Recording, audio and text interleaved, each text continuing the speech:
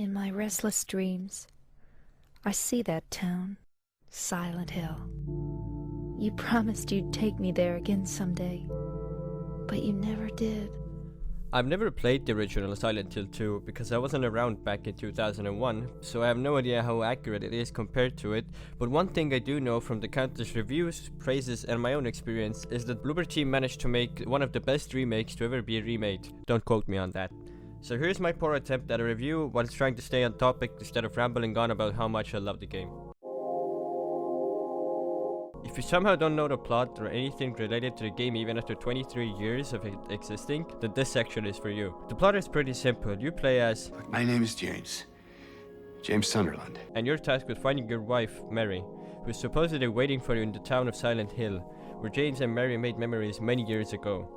Oh, did I mention that she died 3 years ago? I probably didn't. After reading Mary's letter, James drives to Silent Hill and begins his search. Along the way, he also meets other people such as Eddie, Angela, Maria, Do I look like your girlfriend? and Laura, with each one of them coming to this town in search of someone special to them.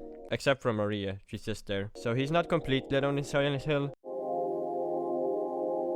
Before I talk about the gameplay or anything related to it, I want to talk about the horror aspect, because it is a horror game after all. The main spookiness comes from the amazing ambience that the game has, because you occasionally hear noises that make you paranoid or observe your surroundings, and I really like that. Sometimes you're just walking around a corridor and you hear like short gasps.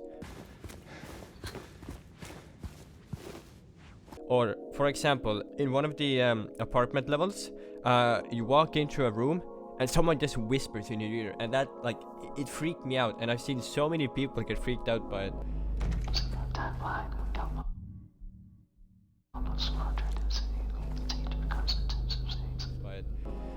And it's just, whoever made the sounds is a genius.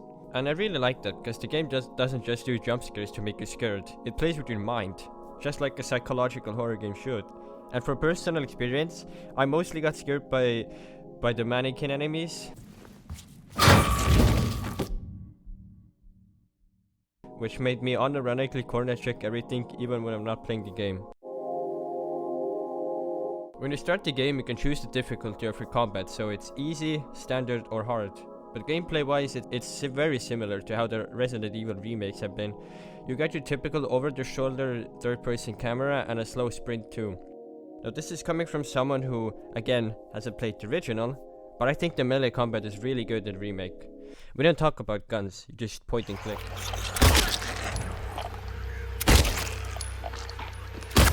A lot of the times I wasn't blindly mashing my mouse, trying to kill the monster, but instead I was giving them 2 hits and reacting to their attacks so I could dodge, which honestly made me feel like I was playing Dark Souls instead of Silent Hill. But other than that, I really enjoyed the combat, which is like 50% of the gameplay anyway.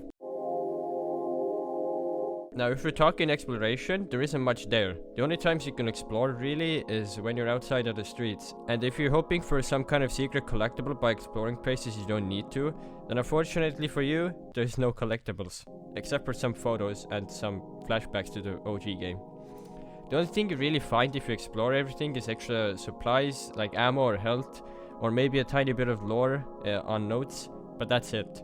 When you're inside buildings, which you are for a majority of the game, you're usually running around multiple floors, bumping into locked doors, and then later running back and unlocking those doors to progress to the location, and then that's the story.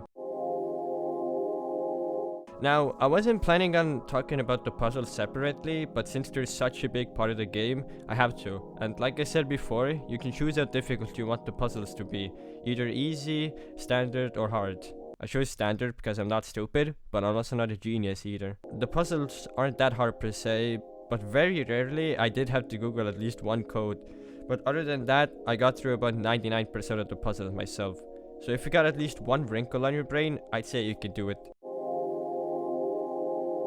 This is something I wouldn't talk about either, but I feel like throwing this in there because it might help someone. The pacing in this game is good, don't get me wrong, but there are 2 sections of the game that are a little mind-numbing. Now, I'm talking like way far ahead in the end game. But those moments are definitely there, and I thought about taking a small break, but instead I pushed through and tried to find enjoyment in these areas. Now, for the sake of not spoiling anything, these are the second to last areas of the game, and they filled me with immense dread when thinking back on them. So this is just a heads up. The very last explorable area is great though, so I really enjoyed that. Now, this is another segment I didn't plan on making, but I just feel like I have to talk about it separately. Now, I'm not great at analyzing music or talking about it, but everything Akira Yamaoka has composed for this game is awesome, and it's also what you've been hearing in the background the whole time, so please check it out. He's really managed to put together something really ethereal. I really don't know how to describe the music, but I occasionally have it on in the background when I'm gaming or doing anything else, and it sort of makes me calm in a way. I don't know.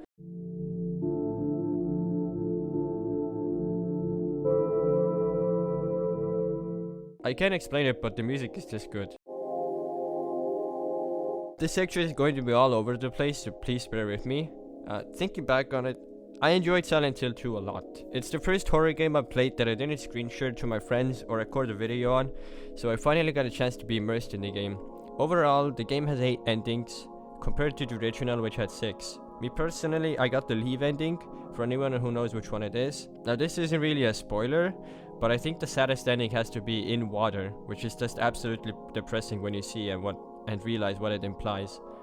Also, I don't know where to throw this in, but the game's primary concept is about grief and losing a loved one, which really makes sense after you finish the game. And with that, we reached the end. If you're just here for an opinion on whether the game is worth it or not, I'd say if you're a fan of how the Resident Evil remakes are played, where you run around places to solve puzzles, unlock new doors, then sure, this game is for you. But if you want something linear, that doesn't require going back and forth, then maybe you should skip the game. Or not, you should still give it a try. Now, on a deeper level, this game really won my heart. I've never been so emotionally invested in a game. The only time it's ever happened is with Cyberpunk 2077 or Red Dead Redemption 2, and it quickly became my favorite game of this year. And I'm hoping that Bloober Team either remake Silent Hill 1 or Silent Hill 3, but either way, I'll probably play the original Silent Hill 3 next. If you made it to the end, thank you so much for watching, and I hope to see you again. Bye bye.